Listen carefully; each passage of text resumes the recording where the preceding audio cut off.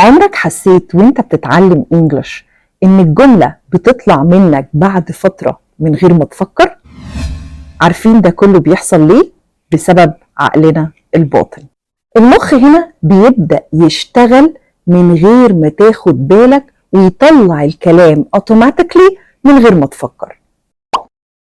النهاردة هعرفك ازاي تشغل العقل الباطن لصالحك وتتعلم انجلش بكل سهولة وسرعة ومن غير اي مجهود.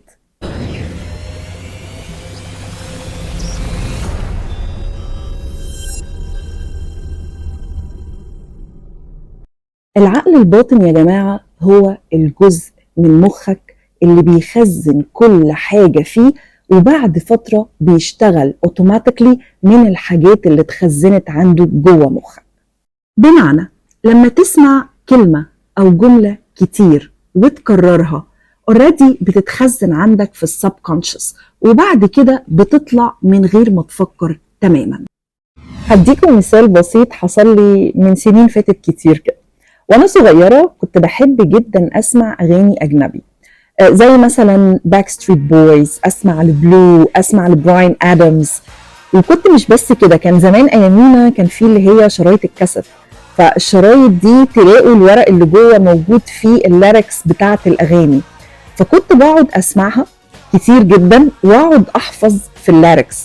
فكل ده انا كنت بعمل ايه وانا مش واخده بالي؟ انا عماله اخزن عندي في العقل الباطن، وبعد كده لوحدي بقيت اقول الاغاني من غير ما ارجع اقراها تاني ولا اسمعها، لوحدي كده.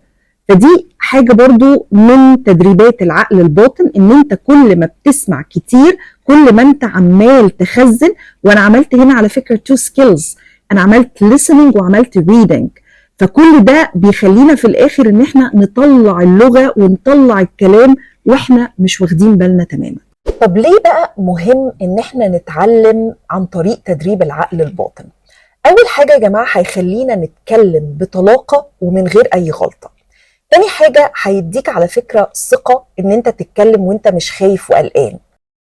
تالت حاجة هيخليك تستخدم الجمل صح وبدون اي غلط ومن غير حتى ما تفكر فيها، هتطلع منك كده لوحدها. نيجي بقى للحتة المهمة، ازاي اصلا ندرب العقل الباطن على تعلم لغة جديدة؟ اعمل ده ازاي؟ عندنا 5 steps لازم نمشي عليهم، ولو مشيتوا عليهم وعملتوا اللي انا هقوله في الفيديو ده هيفرق بعد كده معاكم كتير في تعلم مش الانجليش بس، اي لغة في الدنيا، صينية بقى، يابانية، هندية، اي حاجة. ستيب نمبر 1، التعرض المتكرر. بمعنى ايه؟ ان انت تتعرض للغة حتى لو انت مش مركز، بتشتغل، سايق العربية، واحدة بتطبخ في بيتها، قاعدة بروق في البيت، اقعد اسمع انجلش طول الوقت عشان اخليه يتخزن هنا عندي في العقل الباطن. تمام؟ زي مثلا ان انا اسمع اغاني، احضر مثلا بلاي ليست وانا في العربية اقعد والله اسمع الاغاني. مش شرط على فكرة تبقى فاهم كل كلمة بتتقال، لا ده مش مهم. انا عايزة ان انت اللغة تسمعها كتير فتتخزن عندك في مخك عشان بعد كده تطلع منك تلقائي. ستيب نمبر 2، الربط البصري والألوان. العقل الباطن بيعشق الألوان والصور يا جماعة. يعني انت لو مثلا كلمة أو قاعدة معينة في الإنجليش في الجرامر مثلا ربطتها بلون معين، ده هيفرق معاك جدا وهيتخزن بصورة كبيرة في العقل الباطن، لأن انت هتربط الكلمة أو القاعدة باللون.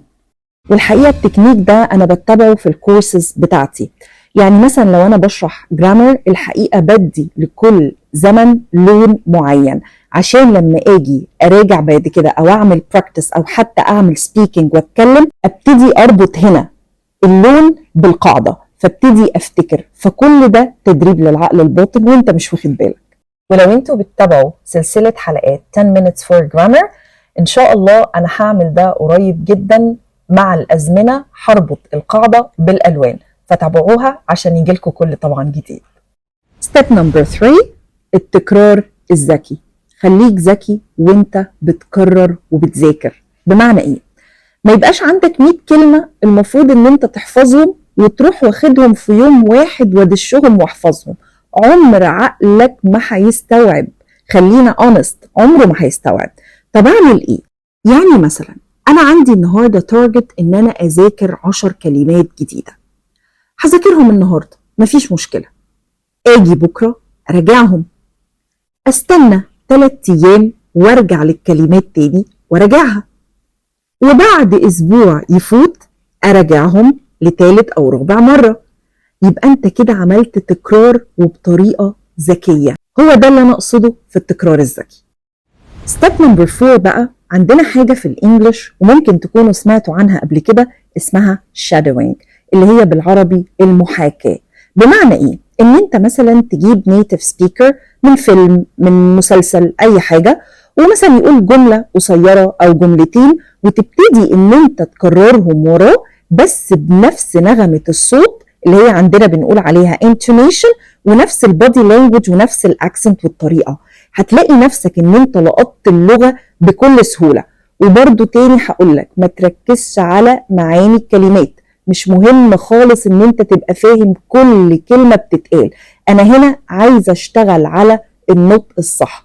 كل ده هيتخزن عندك في السبكونشس، وهتلاقي نفسك انك بتكرر الجمل دي وبتقولها لوحدك بطلاقه من غير ما تاخد بالك خالص. ستيب نمبر 5، النوم الذهبي. علميا الدراسات بتقول ان انت لو رجعت او ذاكرت حاجه قبل النوم هتلاقي انها بتثبت اكتر في مخك. يعني مثلا جرب ان انت تقرا شويه كلمات كده انجلش قبل ما تنام، او تسمع اي حاجه بالانجلش قبل ما تنام ب5 دقايق، هتلاقي نفسك في الغالب حلمت بيهم وانت نايم.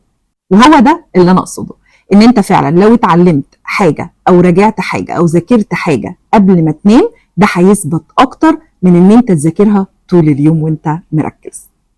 الموضوع يا جماعه مش محتاج مجهود خرافي. لو مشيت على ال5 خطوات دول هتفرق جدا معاك، وهتقدر فعلا انك تشغل العقل الباطن لصالحك، وهتتعلم اي لغه بكل سهوله.